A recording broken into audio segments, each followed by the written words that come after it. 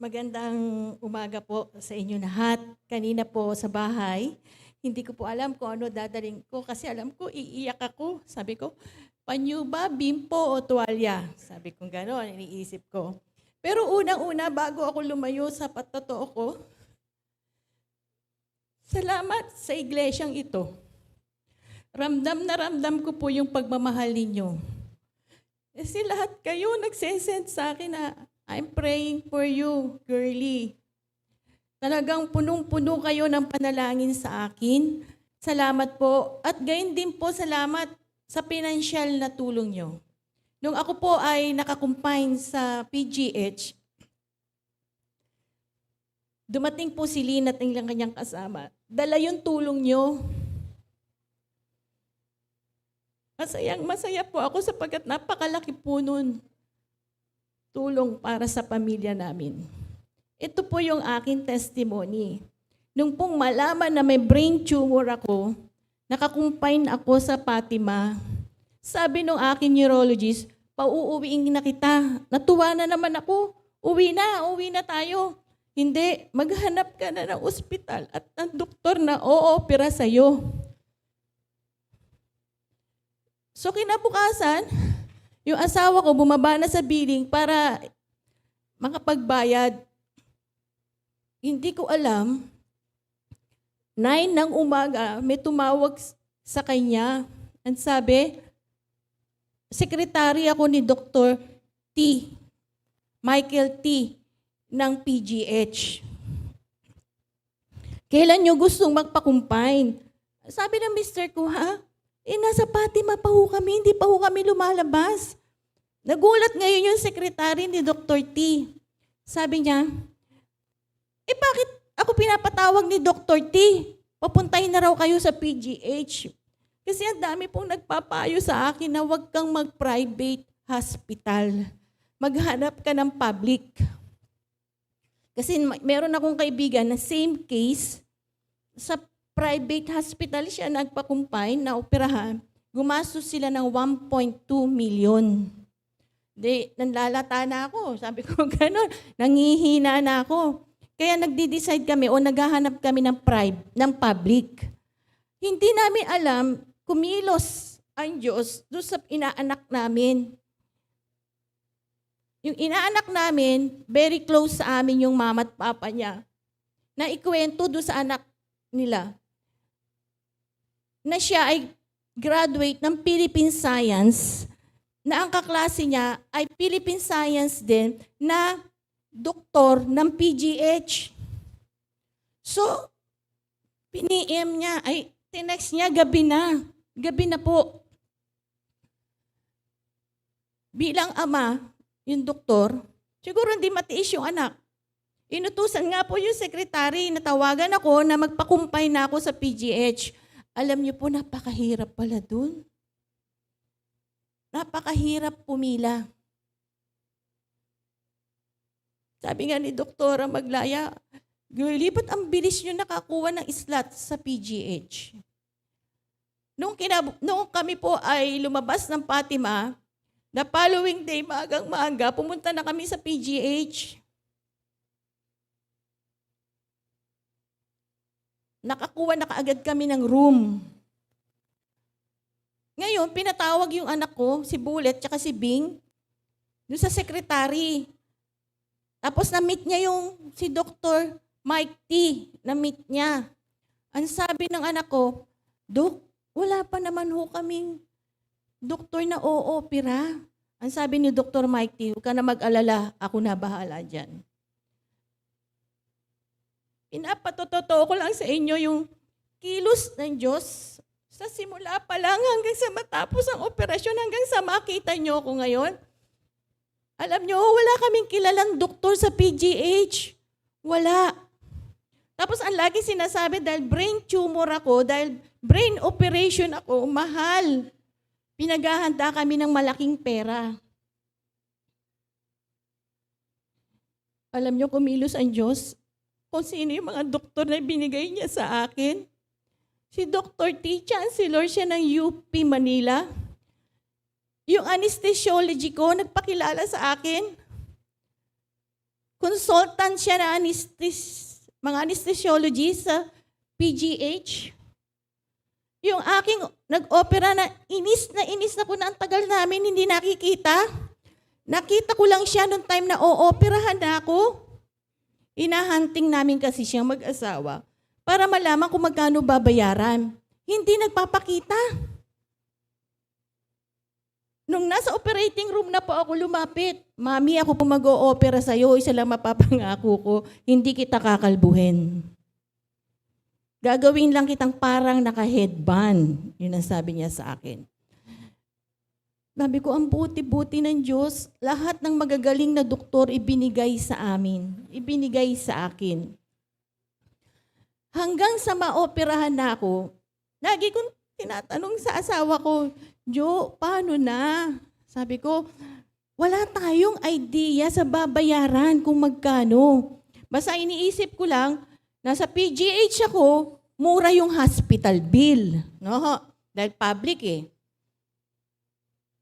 Alam mo, sabi ng asawa ko nung gabi na katatapos ko lang na operasyon, huwag mo nga isipin yan, sa akin mo yan ipaubaya. Alam ko na kikilos ang asawa ko, gagawa ng paraan, pero higit akong nagtiwala sa Diyos. Na siya talaga ang kumilos, umpisang-upisa pa lang nung ako'y ma-detect na brain tumor. Then nung ma-operahan ako, yung sentido to sentido ko po, puro stapler yan, kaya hindi ako makapagpakita sa inyo. Makakala niyo ako si Frankenstein.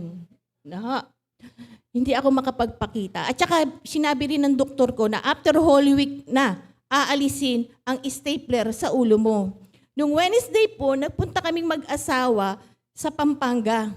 Kami na pumunta sa napakahirap na neurologist surgeon. Kami na nagpunta ng Pampanga. Inalis niya. Sabi ko, Dok, masakit ba bawat isa? Alam niyo ba kung ilang stapler na sa ulo ko? 51. Pero sa tulong ng Diyos, hindi masakit. Sa biyaya ng Diyos, iningatan niya. Ginanong-ganon lang, tok, tok, tok. Pero ako kabang-kaba, baka masakit. Pero wala po. Hanggang doon, iningatan ako ng Diyos. Ngayon po, gusto ko lang i-share sa iyo yung aming ginastos. Una, salamat sa mga politiko. Tinarbao ng 2 anak ko yan. Nagpunta sila sa opisina ng mga politiko bago papasok para humingi ng tulong. Naiintindihan niyo ba yung GL? Yes, guaranteed letter. Alam niyo ba, ang dami namin nakuwang guaranteed letter. Dahil sa tulong ng mga kaibigan ng anak ko. Pero hindi lahat nagamit. Ganun pala, ang doktor ayaw ng guaranteed letter. Gusto nila cash.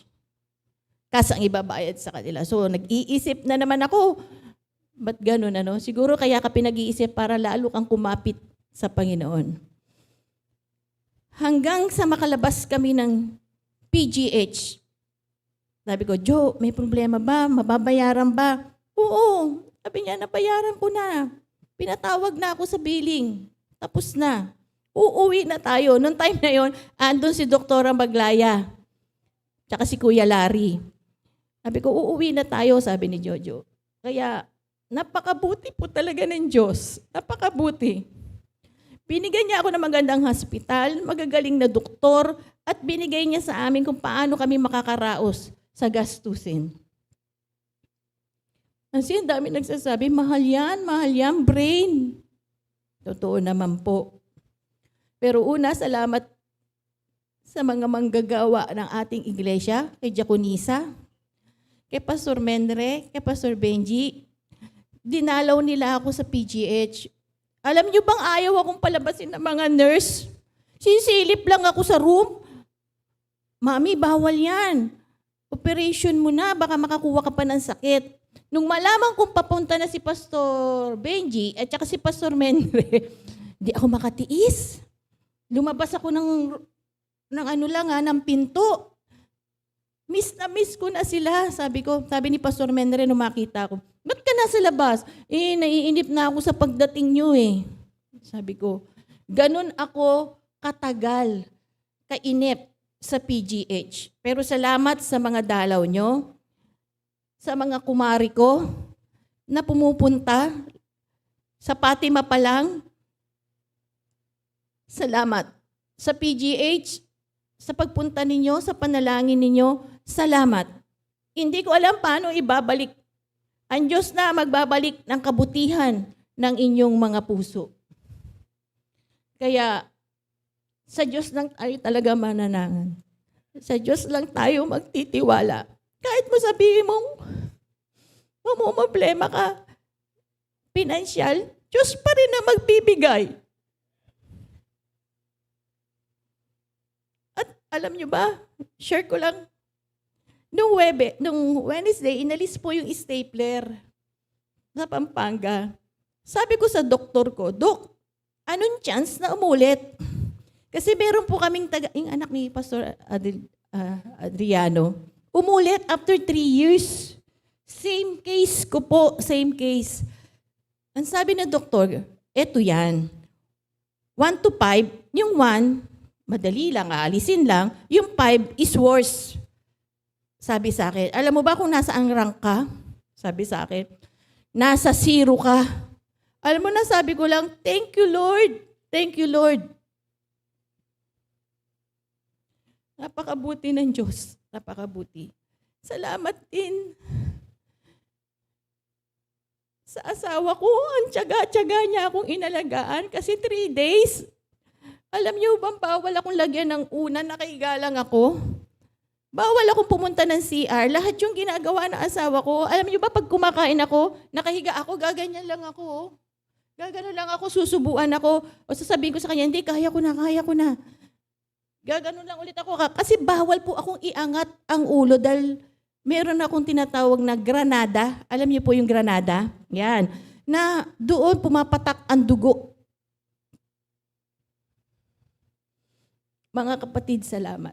Sineshare ko lang ito para sabihin sa inyong hindi talaga tayo pababayaan ng Diyos. Kahit ramdam ko yan, naramdaman ng buong pamilya ko yan. Kay buti-buti ng Diyos sa atin. Marami pong salamat. Come on, church, let us all stand up. Give the best praise that we can give our Lord.